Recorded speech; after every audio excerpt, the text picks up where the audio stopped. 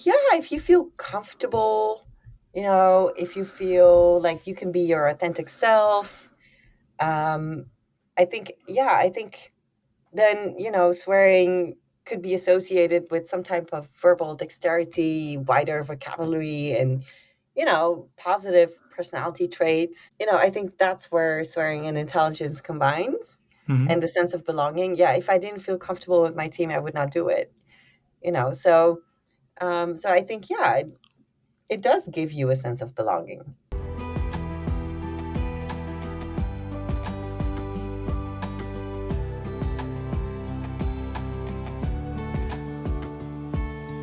Welcome to Women Disrupting Tech. My name is Dirkjan Hupkes, and on this podcast, I give the women who work in tech the platform they need to inspire and empower each other. Join me on a journey into the world of entrepreneurship, funding, biases, and role models to discover the strategies for success in the tech industry. In other words, how women can disrupt tech. Are you ready to listen?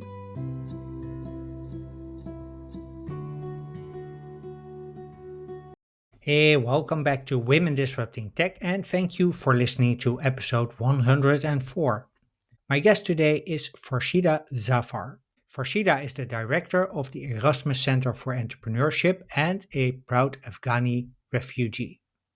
She shares how she mastered the art of authenticity on her way to the top of one of the leading centers for entrepreneurship in the world. Among the many topics that we talk about is how to fit in without losing your authenticity as a woman, the challenges of hiring for merit when you want to be at the top of your game, and the power of authentic leadership when building and managing a team. Now, when you interview Farshida Zafar, one thing is for sure. You are in for some very strong opinions, and I can promise you this episode does not disappoint. It starts right at the first question of the interview when I ask her how she got into her current position. Her answer: everything except luck. The result is an hour long episode with many lessons for both women who want to find their way to the top while remaining authentic, and for men who want to support them. And all the way at the end of the episode, Farshida unveils how swearing, intelligence, and belonging relate to each other. So when you're ready to listen and learn how you can master the art of authenticity, please welcome to Women Disrupting Tech, Farshida Zafar. Farshida Zafar, welcome to Women Disrupting Tech. It's an honor to have you. Tell me, how did you get into your current position at Erasmus Centre for Entrepreneurship? Yes, well, that's a good question. In my current position, I got here through hard work, dedication, commitment, maybe everything besides luck. I don't like the word luck, especially when women are asked, how did you get to your position? They often say, well, I was lucky. No, you were not lucky. You worked really hard and you were dedicated and you put all your effort and your energy into it. So I think all of it without luck. And it was actually fairly simple. I was stuck in Mexico when I had COVID in 2021, and I was browsing around because my term of ending my then position as the director and founder of Erasmus X was coming to an end. When I founded Erasmus X, I had mentioned already that I would do it for 3 years and then move on. And in June 2022, my 3 years would be up. Okay. So I was kind of browsing around on LinkedIn and saw the position open, but I knew the former director, and I was kind of surprised that he was gone.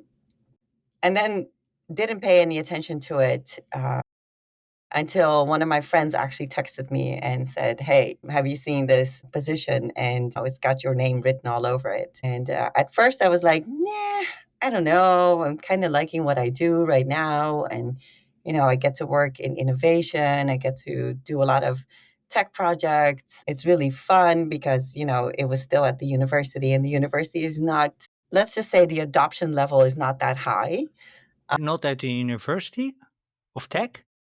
I know, right? Well, at least not a social science and humanities university. But then, you know, uh, that same friend, he was quite persistent and he actually told me, well, why don't you have a call with the CEO? from the holding company, and then decide, because I was kind of like, no, no, no, I'm good. Had a phone call, didn't really feel like this was my job after that phone call, so I also at first declined for the position. Why did you feel it wasn't your position? Let's just say, because I don't want to get into personal dynamics, but let's just say that what I was hearing on the other side of the phone wasn't as attractive or interesting. Eventually had a couple more talks with the CEO from the holding, but also with the team. And actually the team really convinced me to join. So that's how I joined. Okay. Yeah. So it was not the let's say the bureaucracy around it, but the team that you were going to work with. Yes, yes. And I have to say that at that moment in time, when I was looking at the website, I saw pictures of people on the website, and I didn't feel like I would belong. You know what I mean? It was very much a heterogeneous, or no, homogeneous group of people presented on the website. And I don't know, it just felt like, no, that I don't feel like that's my world, my space, until I met the team, and then I saw a completely different reflection of the people who were actually working in the company.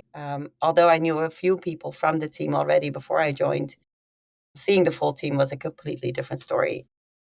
Yeah, and they kind of convinced me to join. Okay, so am I hearing you say that the pictures on the website didn't tell the whole story then? Well, it Or didn't was the reflect team the bigger reality. than what you saw on the website? The team was bigger, the team was more diverse. The team had, and still has, over 50% of the people are from outside of the Netherlands. So the diversity that I saw on the website back in the day compared to the actual diversity that I found in the team, it was two different worlds.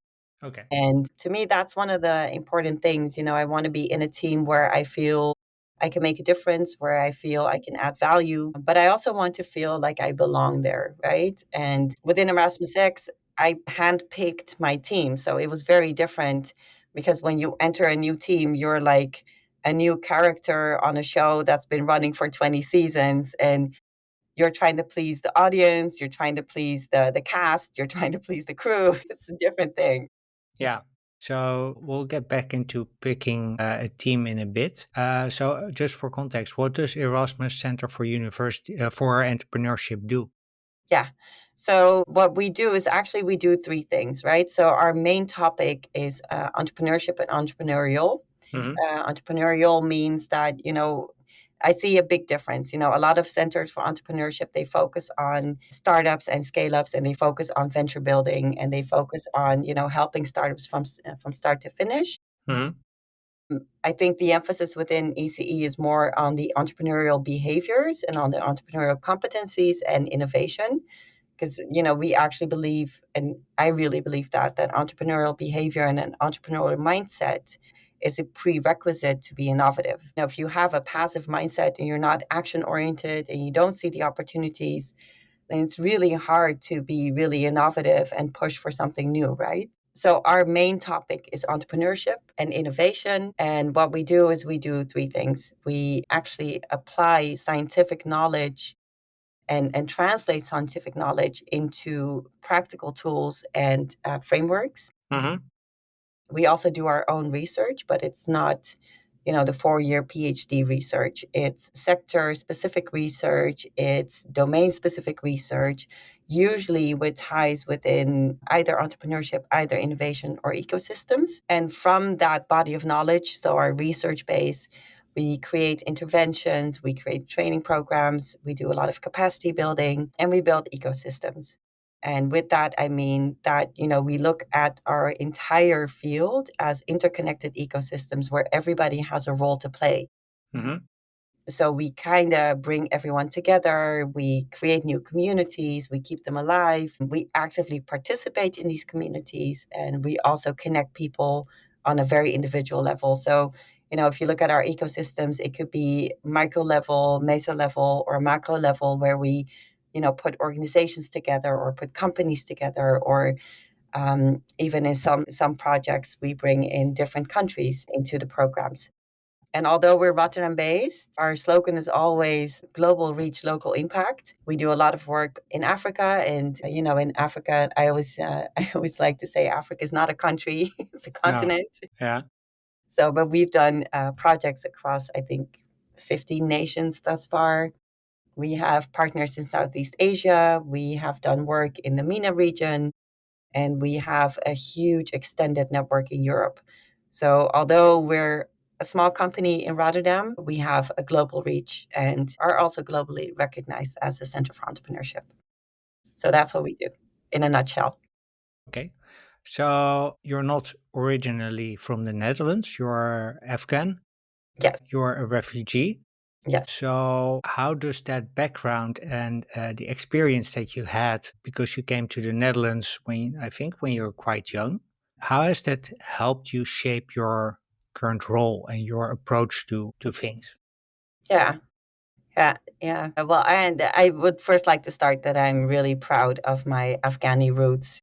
I Hmm. was born in Kabul, and yes, we came to the Netherlands as refugees. And my upbringing, but also the journey to the West. Well, first of all, it's made me very aware of my environment. Hmm. It's very different. I mean, the Netherlands. Have you seen a mountain here? Yeah. Whereas in Afghanistan, you have a lot of mountains, right? Yeah, there's no flat thing, no flat surface, I think there. Well, after 40 years of war, who knows? Yeah. Jokes aside, the environment, I've been very, very aware of my environment, Hmm. but also very aware of the cultural differences and the new perspectives and, all the things that I've been through, my experience. It has kind of enabled me to be very adaptive, creative, but also inventive. Because if you grow up not having a lot, your imagination and your creativity are the things that keep you going. So you kind of create things out of nothing, right? So, Yeah. and I think it also made me highly adaptive in terms of changing circumstances. Although it scares me for a moment, it doesn't paralyze me because I know things will work out. And if it doesn't work out this way, then we'll find another way. So, but also feeling very comfortable wherever I go. To give you an example, I was just in Mozambique a couple of weeks ago. Um, and you adapt to the people, you adapt to the culture, you adapt to the weather, which was great. So I think it made me a richer person, if that makes sense. Yeah, to me it does. It also, what I heard you say is that it makes it easier to adapt to circumstances, but also to, let's say, shape circumstances in a way that works for you. Absolutely. So, how has it shaped your views on having diverse people around you, diverse team? Because you said earlier on that initially you weren't really attracted to your current job because of the Mhm, pictures on the website, and then you met a team which was way more diverse than you mhm. thought, and then you all of a sudden felt like, okay, I belong here. So, how does the your background help you Yeah. do that? Yeah. Well, I have to be honest that I think for the first part of my life here in the Netherlands, I really tried my hardest to be as Dutch as possible to meet expectations of others. Also in corporate life, right? In Hmm? companies I worked or even within academia. I was trying to be this person that I was not because, ultimately I was never Dutch enough. And at the same time, I'm never Afghan enough. So I've learned how to integrate the different identities of being a woman and being Dutch and being Afghan Hmm. without losing, the cultural values from my Afghani roots, the Hmm. values of community and collectiveness, which I like to portray in my leadership approach, where I prioritize the team cohesion and shared purpose over the individual achievements. I think my Afghani roots also emphasize on honor and integrity. That shapes how I make decisions, always, considering the impact on the organization's reputation, the well-being of my team, the well-being of everyone involved. Pride is something that, I bring in my role, encouraging excellence and dedication from everyone in the team. All these values, a lot of people think that these are just abstract concepts, but they actually manifest in daily practices like collaborative decision making or transparent communication and commitment to supporting the team members' growth while honoring their contributions, right? Hmm. And when I think because your question was not about how how does my Afghan roots influence that, but more about the diversity in the team. Well, I think from my experience living between the cultures, it has shaped my perspective on diversity. Having that experience firsthand of trying to fit in and at the same time maintaining my identity, I think I've developed an understanding of the importance of integration rather than assimilation. Hmm. And if I look at my, What's the difference between the two? well, how do I explain that? I think I wouldn't know the correct dictionary explanation, but for me, it feels like, you integrate in a society, but you can still be you. You can still keep your identity. You can Hmm. still value your traditions and your culture, and, you can still be proud of where you come from. Whereas assimilation feels like, you're no longer part of your heritage, no longer part of your roots. You're something different. You're in it, so you're to illustrate that, for me, assimilation would be that I would forget about the fact that I'm an Afghani woman, Hmm. that I was born in Kabul, that I take pride in kites, that I love Kabuli kebab, that I love my rice making. Assimilation to me would be that I would become 100% Dutch, which is not wrong, but it's not for me. So I think that would be And how I would it is describe it, not you. and it is not me. No. So was there a specific moment that sort of made you realize, like, because initially you tried to fit in, Hmm. really, well, almost to the point of assimilating yourself. Hmm. What happened that you found out this is maybe not how I should do approach things? When I became my authentic self. There was a moment in time when, so I grew up in the Netherlands, not in extreme wealth. I Hmm. mean, compared to a lot of people, I still grew up privileged because at least I had a house and I had food, right? But I kind of grew up in different circumstances. Let me just put it like that. And one of the things, that represents where I come from are my sneakers. Because, where I come from, everyone was wearing sneakers. And I still remember being at a job, not saying where, and someone told me that a woman in my position couldn't wear sneakers to work. Now, up until that point, whenever people would use some microaggressions or some language that I didn't like, I would just let it slide. And, I was like, well, whatever. It says more about you than it says about me. Go and, but I don't know what flipped, but I was just fed up. I was like, no, this is enough, and I realized that I was getting these type of comments because I was trying to be someone that I am not. And I think it was that day that I decided enough is enough. I am going to be authentically myself. And, I don't care what that makes me, whether that makes me half Afghani, half Dutch, 100% Dutch, 100% Afghani. I don't care anymore. I'm just going to be Farshida and I'm going to be wearing my sneakers. And if you don't like it, don't look at my feet Yeah. Or don't hire me. or don't hire me. Right. So I think that was the moment in my career that I was like, no, I'm done. I'm done. I even heard, I've had far worse experiences. I mean, there was a moment where I was working in a firm and one of the partners came to me and he basically said, "Oh my gosh, you're really good at what you do. Really amazing. It's just a shame of your last name because you'll never make it to partner." And that same day, I packed up my stuff and I'm like, "I'm out. I don't care. So what if that paycheck doesn't come? I don't care. You go figure it out. I'm done. I'm leaving." So, and I left. I quit my job and I left. And financially, probably not a good decision, but it kept my integrity intact because there comes a moment in life where you just can't take it anymore. Yeah.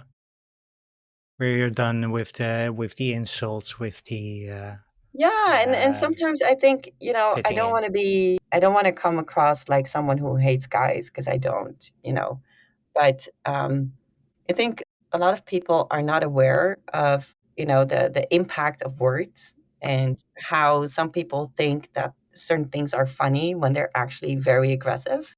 Hmm. Just because you laugh doesn't mean it's funny, right? And I think Now, if that's something that I actually learned as part of the interviews that I did.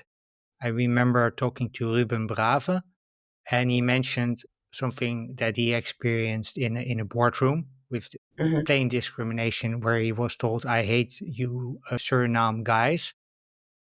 Wow. And I was, I well, I I Oh was my so shocked god. that I started laughing because I was like, okay, this can't be happening. But at that moment, I was like, okay, but why? I realized why am I laughing about it? And so I told him, and he said, yeah, I had the same response.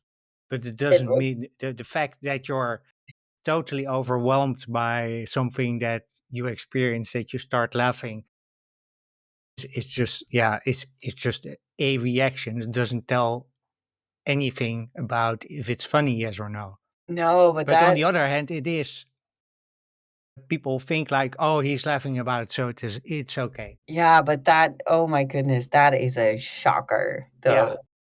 Would say such a thing? What Well, is this was, for context, this was in the boardroom of a football club, which doesn't excuse the behavior, but does give it a bit of context, I think, because at least in the 1990s, still there was a lot of racism in football. well, I think there's still a lot of racism in football, but this is just Yeah, they're not as outspoken as this. This this was is ridiculous. Oh my goodness. Wow.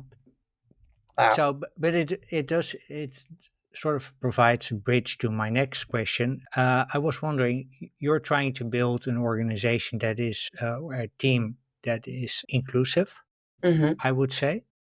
Yeah. What's your definition of an inclusive organization? Yeah. Yeah.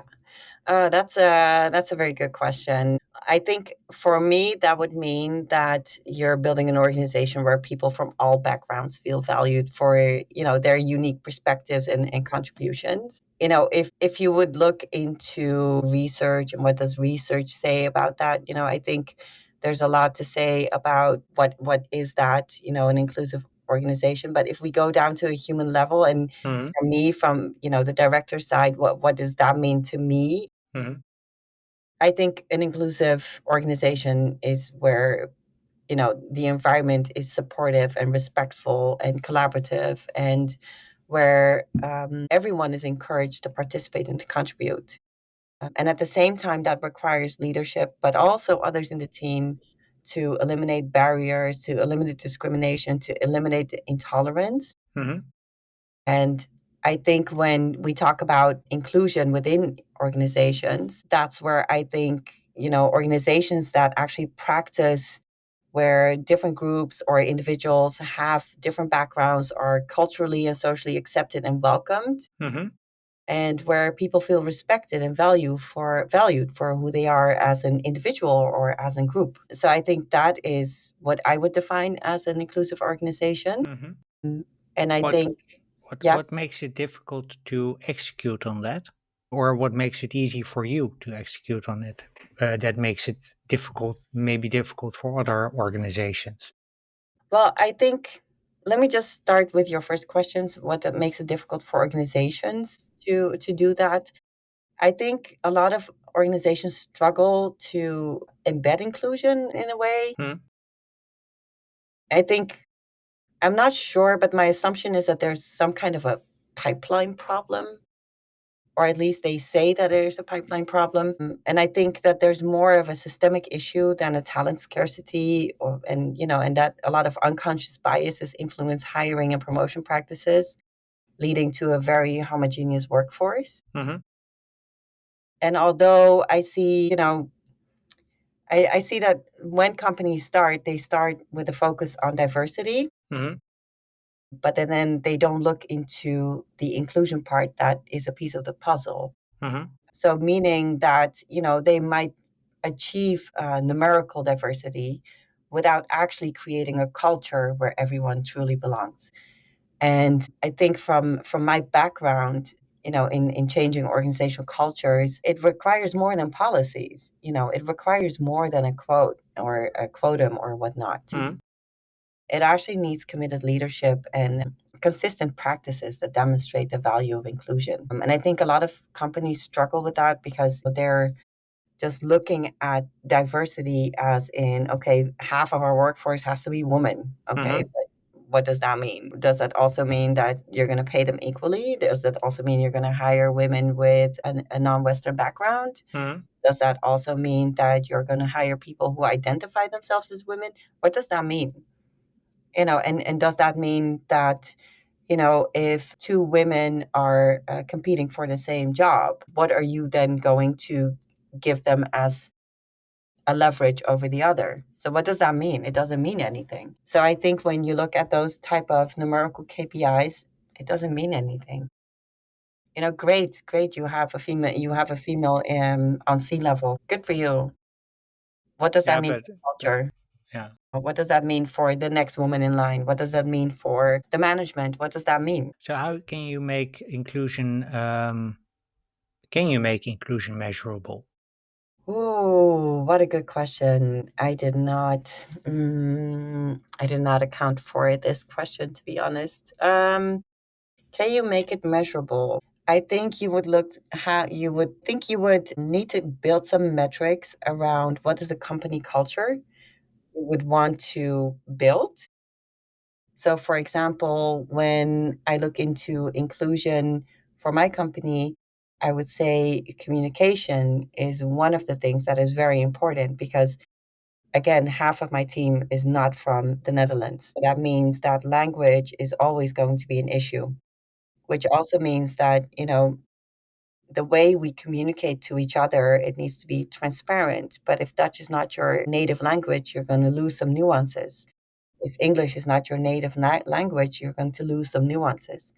So I think you can then, from your metric inclusion, if you build up some categories in, collaboration or communication or, these subtasks or sub components categories.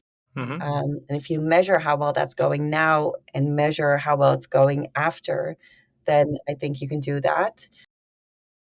But I think there's also a lot of, research already done into what, how inclusive teams, for example, how they perform better. Mhm. So, there's ample research in how inclusive teams are actually ramping up revenue, things like that. So Mhm. I think there is already a lot done. I'm trying to think because I did do some research into this a while back, and I'm trying to think where did I leave it? What was the outcome of that research? Because you know, there are some really good companies that have done research on this. So, for example, I know that McKinsey did a really big research on. Yeah, McKinsey and Deloitte do Yeah, research a lot exactly. on this. Let me twist the question a bit. How do you Okay. create what to you gives a team a sense of belonging? Because you talked about language. If you have many people from many different backgrounds, most of which don't have Dutch as a native language or English as a native language, communication becomes important in two parts. At least that's what I'm hearing you say. Hmm. One is the obvious part is that you might misunderstand, but it's also more subtle, I think, in terms of Hmm. the same words do not the same mean the same things to everyone. And how do you convert? How do you ensure that you have the circumstances that people really listen to each other? That's almost asking me if there's like such a thing as an optimal diversity or something like that. I think I think sense of belonging is, it's a deeper foundation for all human beings. We all want to belong. We all want to fit in. That's why Hmm. we have so many groups and cliques and whatnot, right? Hmm. And I think when you look at it from an organizational perspective, leadership can do a lot to make people feel like they belong. So, for example, if you know that you have silent voices in your team, people that are not very outspoken and more introverted, um, as management, you can implement a really simple rule. Introverted people ask their questions first. So the extroverts need 5 minutes. The introvert maybe needs 10. So what? So and then but by doing that, you actually create a space where they can also speak up, where their contributions matter, where their ideas matter, where their feedback matters. And where they So feel heard. where they feel heard, where they feel seen. I often experience that a lot of these really small things that you change, where you sit, how you communicate, the jokes you make, from a leadership perspective, but also, in meetings, who gets to talk. So one of the, I think my team is not going to like this very much, but so we do monthly updates, right? Monthly updates, and where we sit down with the entire team and we reflect on the month Before. before and we forecast to the month ahead of us. I rarely talk during these meetings. I always let the team talk. Whereas traditionally people might think, okay, leadership wants to talk. I know what to say. That's not the issue. I know my numbers. I mean, running a business is a numbers game. I know the projects, maybe not in full detail, but we're not going to go into full detail. So I know all of this. But by actually giving people to take credit for what they're doing, to present to the rest of the team what they've achieved, whether they're as extroverted as I am or introverted as anyone else, it creates the space where they can contribute. It creates a space where they can take a moment of shine and take a moment of pride in what they're doing. And not a lot of leaders do that because why? Because their egos are in the way, maybe. I don't know. But I feel, if you want to create an environment where everyone is contributing, you should also give them the opportunity to do that. And I do crazy stuff. Like we have plants at the office. I think about a month ago, I was like elbow deep in dirt taking care of the plants. And I had a question from one of the guys, not from my team, but one of the guys in our building. And he saw me walk towards the sink to wash my hands, and he was like, "But aren't you the The plant director. boss?" Yeah. I'm like, "Yeah." And he's like, "What are you doing?" I'm like, "Well, I was just doing some plants." He was like, "But can't you have your people do that?" I'm like, "Well, no." And it's I explained to him that in specific parts of the world, for example, in Japan, CEOs and people in leadership are made to do these chores to keep them humble. So I do these things as well to keep myself humble. So and it's also setting an example for my team. You don't need that big ego. We have enough of those. Yeah. They're actually messing up our world. I wanted to say a different word, but I'll Yeah. keep it polite. Those big egos are messing up our world by, just be you. And I think me being me shows my team they can be themselves. And they don't have to put on a mask. They don't have to sugarcoat things. They can be their authentic self. And I think once you do that and you embrace the fact that you have people from different countries who sometimes have a hard time communicating with each other because you miss the nuances, Hmm. um, you know, it makes your life so much more fun because you learn a lot. And one of the things that I've told, several people on my team is that, listen, none of us are native Dutch or native English.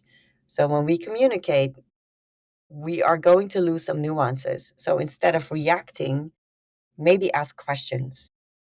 What is it that you exactly mean? You said this and this. What is the context? How can we help?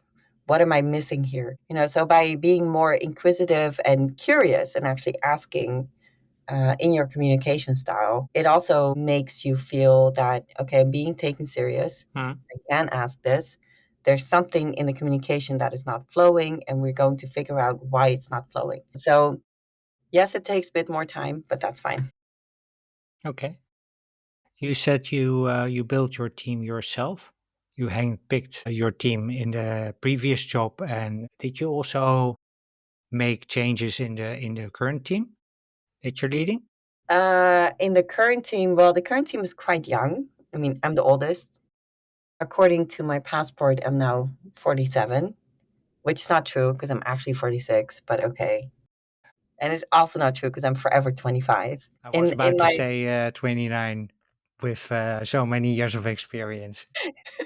Asian genes. Yeah. What was I saying? In the current team, I have a very stable team. Hmm. Of course, some people, while I was here, a lot of people that joined the team are quite young. So for some, it's an entry level job, and then they move on. And some of us have been around. Well, some of the team have been around more than I have, and that's a very stable team. And they're very, it's very rock solid. So no, I didn't really make huge changes in the team, apart from one thing, and that is that we nowadays we have a new financial manager who's a woman, and we've never had a female finance manager in the past. Okay. So I think that's the only difference. But What is the no, difference that you see as a result? Just curious. well, first of all, she scares me because she's very she is so detailed and accurate and strict, and I mean she is amazing. Hmm. I love working with her. She is really, really amazing. And when she came in, she had a lot of work to do, and she works extremely fast, and she's very conscious of the things that she does. What I like about her is that she doesn't hold back what she thinks, which is great because I don't want a sugar coated Excel. I just want you to tell me this is what's going on and this is what we need Yeah. to do. And so she's very good at that. And I think her conciseness and the level of detail Hmm. is a huge difference from what we had in the past. So the previous guy, then I assume, Yeah, was well, more. we had an interim CFO for a while, and he was amazing. I'm not going to lie, he was a lovely guy. He did a really well job. But I think my current manager's level of detail is far beyond what he could do. And what I also really appreciate about our new finance manager is that she makes my life easy by just giving me dashboards and graphs and So I was wondering more, let's say, less tangible, less KPI driven, maybe. But what changes have you seen in team performance over the past 3 years? Because you came on board, I think, 3 years ago. yeah. Next month I'll be here 3 years. What I've seen in terms of changes, I think I see more of the people now. Mm-hmm.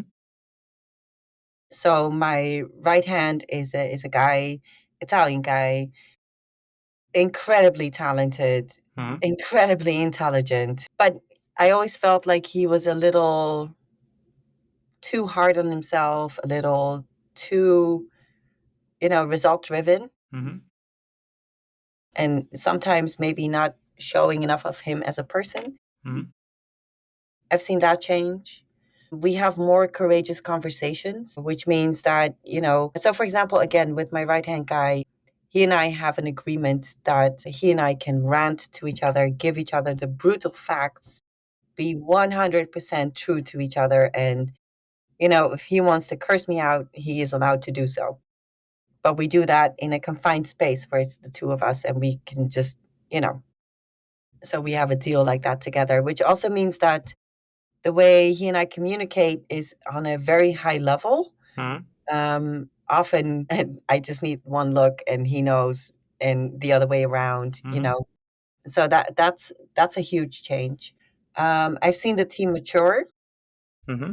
In what terms sense? in the sense that they now, they ask the right questions, they ask the critical questions, they dare to ask the critical questions, they even dare to ask me like, why are you doing that? Like, let me give you an example. We had a team session a while back, and I was kind of conflicted because I had my story ready in my head, what I wanted to say to the team. Mm-hmm. And then the facilitator, who's also a really, really wonderful network partner, he actually said, no, Farah, you need to be vulnerable. You need to be honest and you need to tell the real story. And, you don't need to hide behind facts and figures. Just make it personal. And I was very conflicted. So right before the session, I went to my COO and I asked her, I'm like, oh my gosh, I don't know what to say. And she's like, let's just relax and, it'll be fine. And you know what you're going to say. And then I decided, okay, you know what? I'm just going to stick to the script. I'm going to say what I need to say. And then, we can get on. But then I stood in front of my team and I looked at them and I felt like, no, I need to tell the personal story. I need to tell them that, I am also experiencing a bit of stress, that I'm kind of frustrated with some things. And I just need to fess up and confess. And one of my team members, but once I did that, everyone else, of course, also shared what they were feeling. And one of my team members, in front of everyone, she said, well, when you started, Far, I was really like, I want you to shut up now. You need to shut up now. No one wants to hear this. No one needs to hear this. You need to be the fearless leader. Da da da. But it opened up a space where everyone could actually express how they feel, where they are. It's a courageous conversation to have with each other. And I don't think that would have been possible 2, 3 years ago. I've So seen, there's much more trust. If yeah, I hear you correctly, there's much more sense of belonging, which also creates trust, I would say. People feel empowered to be themselves and to also voice their opinions, even though what they're saying is not politically correct or may not perceived to be yeah, as such. How does that trickle through in, let's say, if you talk to people, do you ask how satisfied are you with your job, or do you have some yeah, we sort of do. employee? Yes, we do. We have a people culture monitor that we put out every 6 months, Mhm. just to gauge, where we are, but also to understand what can we do better. So, and I think from our last survey, we had a 8 out of 10, 8 point something out of 10 as a result Mhm. coming back. And what we always do is after these people culture monitors. So the way we function as a team, we have a lot of moments in time Mhm. where we're either sharing knowledge. So someone from the team brings in some knowledge, or we get a third party member to come in and bring in some new knowledge Mhm. so that we keep on learning. But we also have dedicated spaces where we're really focusing on professional development for the team. And next to that, we have a personal career budget for people who want to really invest into themselves and take up a course or go to a conference or whatnot. But in all these moments of time, these are not just, oh, we think this is a good topic or this should be fun. No, we really look into the people and culture monitor, see what comes out of that, and build our activities around it so that we're not just, doing something for the sake of doing something. And well, our next people culture monitor will be sent out, I think, in a week or so. Okay. So I'm curious to see where we stand now. Mhm. But yeah, no, for us, it's serious. And especially when you work with a lot of people from different cultures, something as simple as awesome could have 20 definitions. So it's good to really, really, engage with the team and really understand, how they see things and what they think is important. Because at the end of the day, I really believe that a good company is all about people. It's not about the numbers, it's not about the product, it's about the people. Yeah.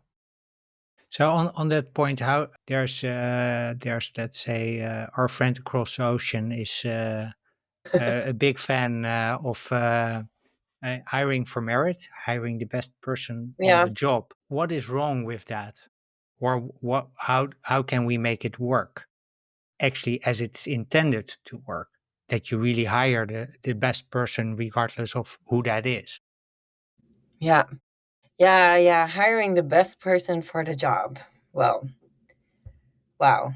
Well, doesn't that often contain a bias of what best means? Hmm. And when you talk about the concept of the best person for a job, as I mentioned, it contains a hidden bias of what best means, but it also looks the systemic barriers that prevent equal opportunity.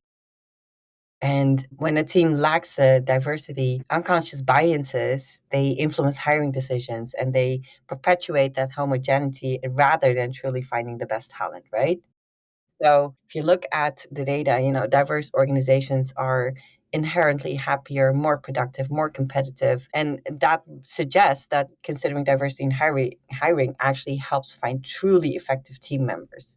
Mhm. So when you ask the question, what's wrong with hiring the best person for the job? Well, where to start? It actually overlooks how excellence is culturally defined. Mhm. There's a researcher at Harvard. I think her name was Iris Bonnet, I think. Mhm. And she showed that if you look at unstructured hiring process, that they amplify the unconscious biases about what best looks like. So, and I think there was one test that they did and they were looking into orchestras, and when the orchestras implemented the blind auditions, the rate of women hired increased dramatically, and that kind of proves that our perception of best is really influenced by irrelevant factors. Um, there's another research done by, what's his name again? Scott Page, I think it was. And he does research that demonstrate that in complex problem solving environments, Mhm. cognitive diversity often outperforms individual abilities. So his diversity trumps ability theorem actually shows mathematically that a diverse group with different perspectives, interpretations, and heuristic consistently outperforms the homogeneous groups of the best individuals, right? Okay. So if we make it very practical, if you look at, for example, the financial industry, Mhm. and homogeneous teams of best analysts, he failed to predict the 2008 financial crisis. Whereas, you had the team at Goldman Sachs that was really a more diverse team, they raised the early warnings. So the uniformity of thought among the best candidates, it creates a collective blind spot. So, and again, what is the best? If you look at the best in here in the West, then it might be completely different from what is considered the best in Asia, Mhm. or considered the best in Africa, or considered the best in Latin America. So, and if you have a diverse team Mhm. and you create the conditions that they can perform at their best, Mhm. then it's a different story.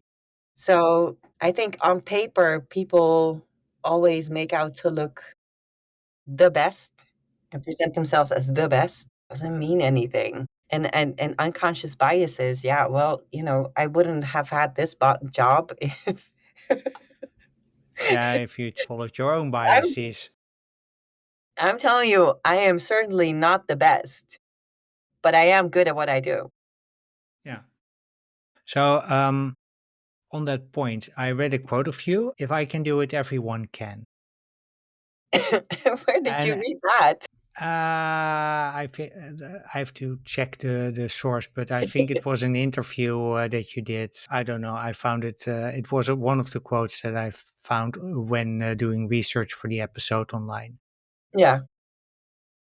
Anyway, I was wondering because I spoke to a number of people now who are saying, well, that's sort of maybe not really true because what made you able to do it, to do what you did, is not something everyone can just do. And that doesn't have to do with luck, but it has to do with ability. You have a certain background, certain skill set that gives you the ability to execute on certain jobs. Mhm. So, what would you say in response to convince me that, yes, if you can do it, everyone can? Wow. Well, it's really funny because I had this discussion with one of my best friends the other day where we were discussing privilege. Hmm. And she pointed out to me that I'm very privileged. And I pointed out to her, and this is someone I've known for 20 years, right? I pointed out to her, well, I didn't start out very privileged, did I? I didn't Hmm. speak the language. And community is very important. We live and die by the grace of our communities. In my culture, you're part of a collective, it's not an individual thing. But if you're in the Netherlands, it's a completely different world, right? So when I say if I can do it, everyone can, means that it's a start from the bottom, rise to the top kind of story. Yeah. What I have today is not something I was gifted. It's something I worked really hard for. And it's something that I had to make sacrifices for, Hmm. but you make a decision and there's no wrong or right decision. Indecisiveness is your enemy. Hmm. And my decisions didn't always work in my favor. But I think what I meant with that quote is that, you know, my superpower is resiliency. I can bounce back. And my other superpower is that I'm not afraid. Because what do I have to lose? I'm in the Netherlands. There's no bombs falling on my head right here. I have food on the table. You know what I mean? So, what's the worst that can happen? Hmm. And if you're in that mindset, what's the worst that can happen? And the worst thing for me that could happen is someone would die. If that's not going to happen, then what's holding you back? So I came from nothing, and now I've come to the realization that I'm living the life that I didn't dream I could live, but I still did it. And yes, it came at a price. For example, for the first 8 years of my children's life, of my Hmm. oldest child's life, Hmm. I was the woman that would come home on Sundays to cut the meat because I was always working. And that was my choice. My choice was to become a mom. Well, not really a choice, but when I became a mom, my choice was to keep on working full time because I couldn't picture myself doting on the child day in, day out. And don't get me wrong, I love my kids. I mean, I really, really seriously love my kids. But I had to make that sacrifice to be where I am right now and work full time. Now, was that an easy decision? Of course it wasn't. It's never an easy decision, but if it was easy, it's not worth pursuing in the first place. And I feel like if you have my background where, you don't really have a lot of family around you, where your culture actually says that you need your family around you, where, things are not given because either you're the one person two quote kind of thing, or you're the Hmm. diversity hire, or you're the poster child for, whatever not. There's so many systemic barriers that I had to break through that came at a price. But if I can do it, then why can't you? What is holding you back? And I think for me, Is that okay, something that Dutch women miss? That mindset of now I'm generalizing now, but okay, what would happen? What's worst thing that can happen? Possibly. So why don't I do this unless it, of course, leads to death? Maybe then. well, I think everyone is their own person, right? And my background, my trauma, my experience are for me. Hmm. Someone else has had different experiences and different things that they had to go through. So I can't speak for all women. What I am missing a lot is one, the confidence that you can do things, and second, the power to take action. I myself have moments of doubt. I myself have moments that I'm like, why am I even doing this anymore? Yeah. Everyone has those moments, but I think what defines you is how you deal with those moments. Do you sit on the corner and cry and that's it? Or are you, rolling up your sleeves and taking action? And I think I do both. I mean, I cry for a little bit, have a big bucket of popcorn and a bottle of red wine and get over it and then, move on. Actually, and I think what helped me a lot is, you know, I have surrounded myself with people that are more clever, more intelligent, have big dreams, big ambitions, but are really grounded. Are really grounded. They know what they're doing and they know why they're doing it. And whenever I encounter something that, is really, really messing with my head or whatnot, I give one of them a call and I'm like, I'm facing this. What do you think? I mean, last year after the elections, I was so demotivated and I was really, really Mm-hmm. sad looking at where the Netherlands is going. And, it really did something with me mentally. Mm-hmm.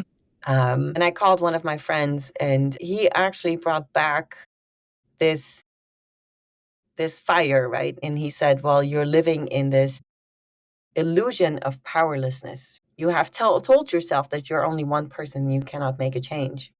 Whereas, that's nonsense. You need to get over yourself.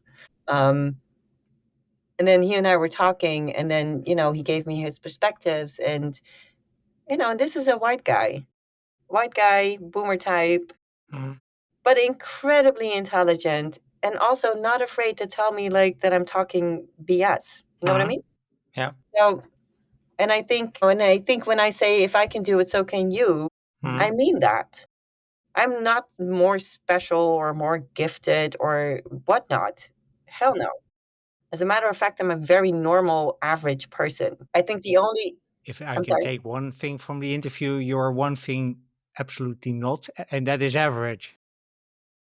Well, I mean, that's very kind of you to say so, but what I'm trying to say is I'm not better than anyone else. Mhm. There's so many gifted men and women, and there's like I met this entrepreneur yesterday who's building an AI language platform with 3,000 languages on it. And the guy just blew my mind, and I'm like, oh Yeah. my gosh, you know what I mean? Yeah.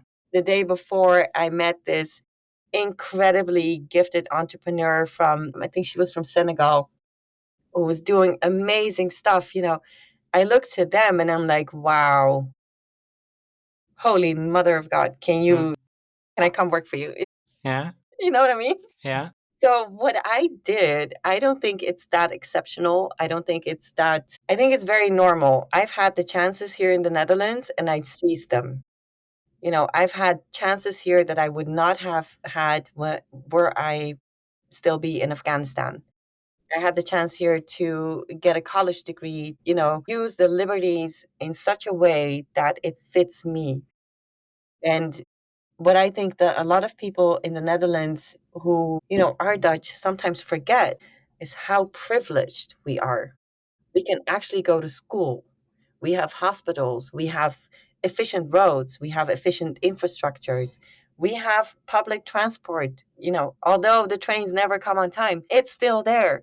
You know what I mean? And yes, we still have a really, really, really long way to go when it comes to equal opportunities because, there's still a lot that needs to be unlearned and a lot that needs to be learned and a lot that needs to be changed.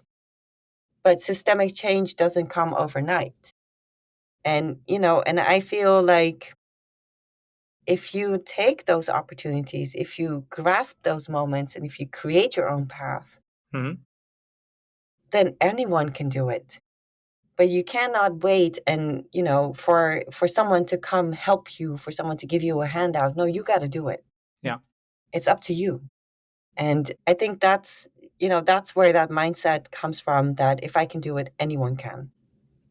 I had to come from really far. So, So how do men fit into the equation to making societies and companies and organizations much more inclusive? What can men do? well, Because glad you you asked talked the about the question. number of people you talk to regularly, Hmm. that act as an, well, let's say as an advisor. What are role model capabilities that you would like to champion in men? Well, I think the most impactful male allies they combine two things, right? So one is advocacy, and the other is more mentorship. Hmm. I think successful allies also challenge other men's biased behaviors Hmm. and share access to their professional networks. In my networks, when I have a couple of guys that are really championing for me, Hmm. they really, really, they push me to the forefront. They help me out when I ask them, like, hey, can you help me access this network? Because I don't know anyone there, which is sometimes really working against me because I'm not part of the old boys network. Hmm. One, I'm not an old boy. And two, I was never part of any fraternity. So, Yeah. it's it's very easy. So some of these guys in my network, they actually help me a lot with granting me access to their networks. But also, sometimes when I'm at specific places, they literally introduce me to specific people, in terms of advocacy. Like, a while back I was at an event, absolutely no new one. I love networking, so it's not a big issue. But at a moment in time, one of the guys from my network came in and he was like, finally you're here. We need to talk to this person, that person, that person, and my best allies are also the guys that say what needs to be said without it coming from a woman. So sometimes it's hard for a woman to speak up because then she's the angry one. You know what I Yeah. mean? um and when guys actually challenge those biased remarks or challenge those by those status quo type of things without making it too obvious, of course, it helps. It helps. I know that's not, some of my girls would like, fart, what the hell are you saying? But it helps because I don't want to be the angry beep Yeah. every single time. You know what I mean? Yeah. So, um, I think another good example is, when male executives portray active sponsorships. For example, if women are in meetings and there is an ally who is an active sponsor, amplify her ideas, include her to those important networking events, provide candid feedback, which is really important.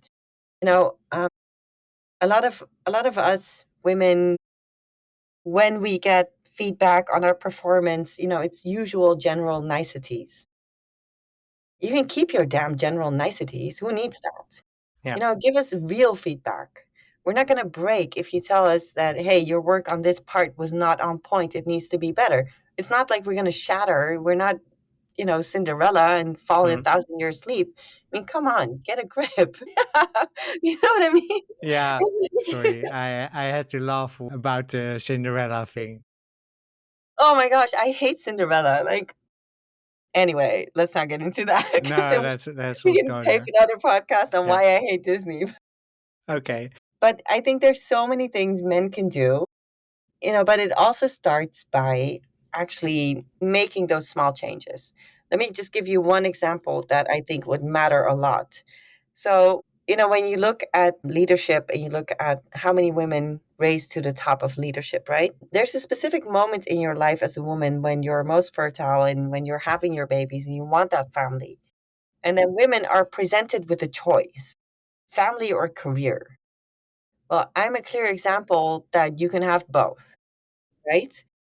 But that also means that if you're not in an environment where your employer actually works with you, then it's impossible. So, um, real business is often done at networking events, at social gatherings in companies. If you want to climb the corporate ladder, you have to show your face, you have to meet people, you have to play the politics of the company, right?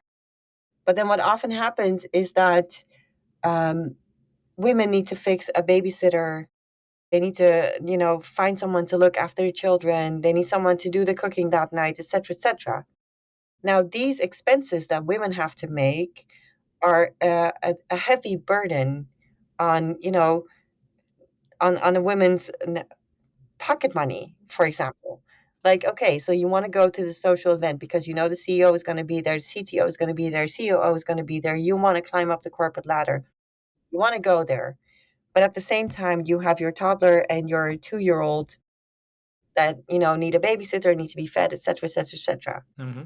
Now, employers pick up the drinking tabs. Why aren't you picking up the babysitting tab? You know what I mean? You know what a difference that could make? Hmm. It makes such a huge difference because then you're actually making that space for women to be there, to join those gatherings, to climb that corporate ladder. And I think those small things, especially when the C level is all guys, one of the guys in that C level should be bringing this up and saying, hey, we need this to change. Hmm. That is something, yeah, that's where you need your male allies. And let's be honest, if we look at it biologically, Hmm. I'm saying biologically very specific because I really truly respect the LGBTQIA community. But if we look at it biologically, you have men and women. Now, if we women, with our collective power, collective consumer power, collective mind power, collective sisterhood, if we can change things, we still need the other half to change with us. Yeah. So Yeah. you need to build those bridges. And that doesn't mean, being hostile or, being very confrontational, you can still make your point. And you've seen me talk a couple of times. You know how I am. I can be a bit, on the edges of what is acceptable and what is not. But at the end of the day, it's not with the intention to offend anyone. And I do think that men need women just as much as women need men, Sounds like a great place to move right? to my final question, Yes. Farshida. So, my mission is to make inclusion in tech the new normal by the end of 2032. Yeah. Based on your work, what would you recommend I implement for this Really great podcast question. or for my work? Yeah. I think, because your podcast is more geared towards tech, right? And women disrupting tech. It's more about the disruption than it's about the tech per se. Yeah. Okay. More about the disruption.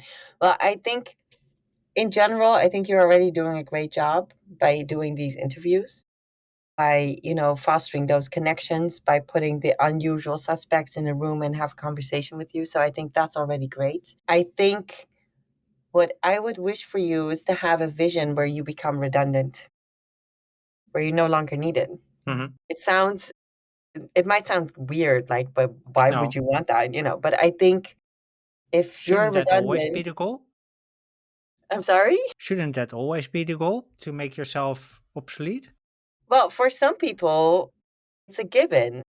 But Yeah, for others, it's, if they think about that type of vision, they might turn into an existential crisis. But not I here. think good. So I think if that's your vision, I would also encourage you to have, a couple of male speakers to actually amplify the voices. Hmm. I would encourage you to have speakers from Asian or African descent because they have a different story to tell. A story where I think a lot of women with a Western background could learn a thing of two from. Hmm. But at the end of the day, I think you need a community around you that is actually going to enforce these changes. And that doesn't have to be you. Hmm. You can be the bringer of the message, the initiator of the dialogue. Because at the end of the day, I think that is what's needed more than ever is that we engage in dialogue with each other. What I see now is I see two camps screaming at each other, and everybody wants to be heard, and everyone has an opinion. Opinions are like beeps. Everybody's got one, but Yeah. it's not always worth listening to. And I think that whole idea of us as society being in a continuous debate, it's doing us more harm than good. We need to have a dialogue. And I think that is something you can help with, kickstarting that dialogue and maybe doing some more advocacy because, again, you come into networks that, some of us don't have access to. Yeah. Does How that do you look? answer your question? It does. And Okay. I want to thank you for the wonderful conversation, Farshida. Really enjoyed it. So, if Likewise. people want to learn more about you and about your work at ECE, Erasmus Centre for Entrepreneurship, where would you like to send them? Well, they can definitely follow us on LinkedIn. Hmm. They can always DM me on LinkedIn, get in contact with me. That's always fine. I have to say that I myself are not on any other social platforms. So if you look for me on TikTok or Insta or what, save yourself the time because you won't find me. Hmm.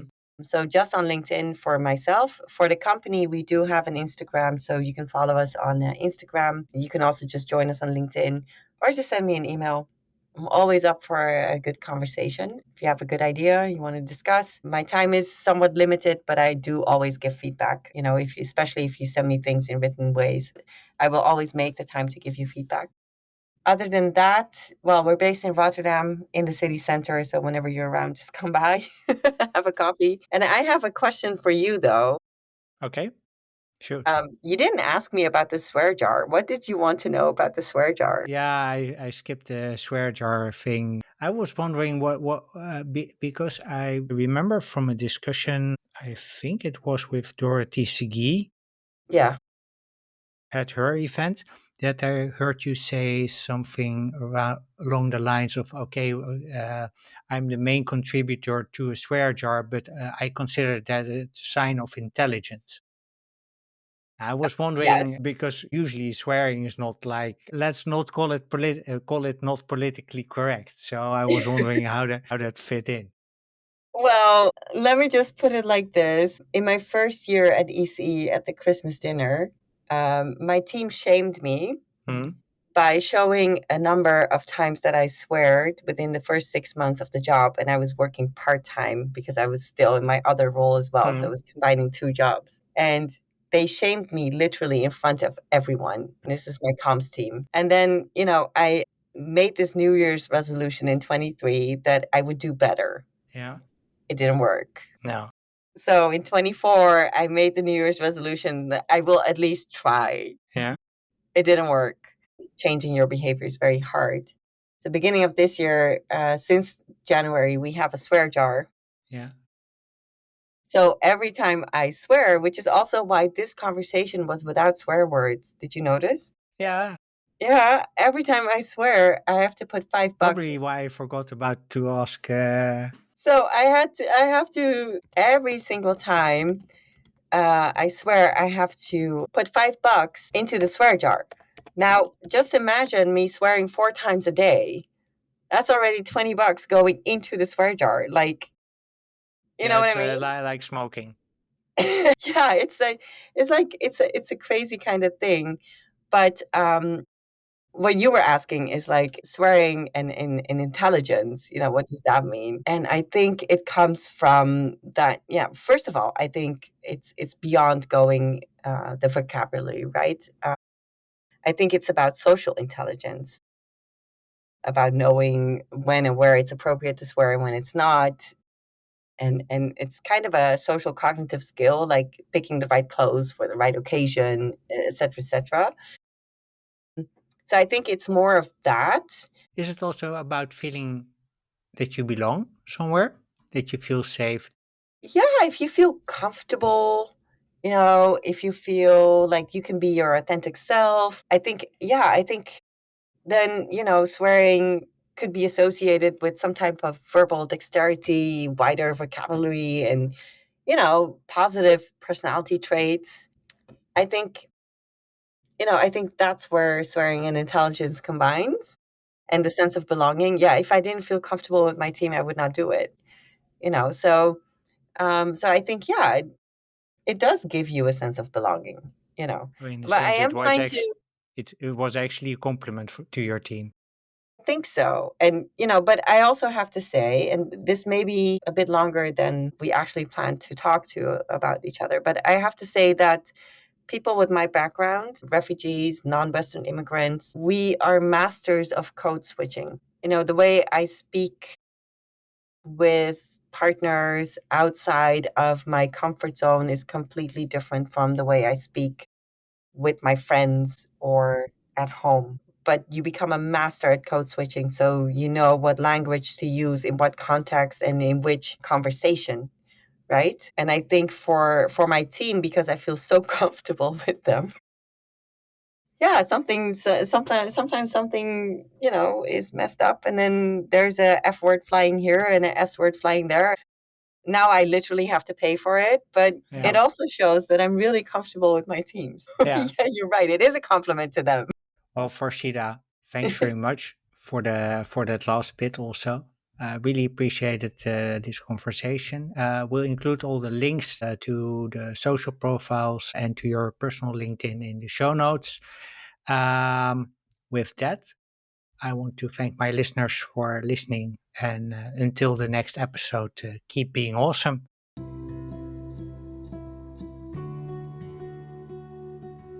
Well, that's a wrap. Thank you for listening to episode 104 of Women Disrupting Tech on Mastering the Art of Authenticity with Farshida Zafar. Farshida and I hope that you found our conversation as inspiring and engaging as we did. And if you'd like to learn more about or connect with Farshida and Erasmus Centre for Entrepreneurship, please check out the links in the show notes. As usual, you can find the show notes at womendisruptingtech.blog. When you've enjoyed listening to this episode, please follow the podcast on Spotify, Apple, Amazon, or YouTube. Following Women Disrupting Tech is a great zero-cost way to support Farshida and my other guests in making inclusion in tech the new normal by the end of 2032. You can also follow Women Disrupting Tech on social media. Please check out at The True Story Company on LinkedIn and Instagram, and at Women Disrupting Tech on YouTube and Substack. On Substack, I share more in-depth stories and behind-the-scenes insights about each episode and about the trends that I've identified over the past 100 plus episodes. So don't forget to subscribe on Substack for more about Women Disrupting Tech. Finally, if you want to connect with me, you can reach me via email dirkjan@womendisruptingtech.blog, on Substack, and on LinkedIn. On LinkedIn, you can just search for my name, Dirkjan Hupkes, and you'll find me. With that, I wish you a wonderful day. I hope to see you in the next episode, and until then, keep being awesome.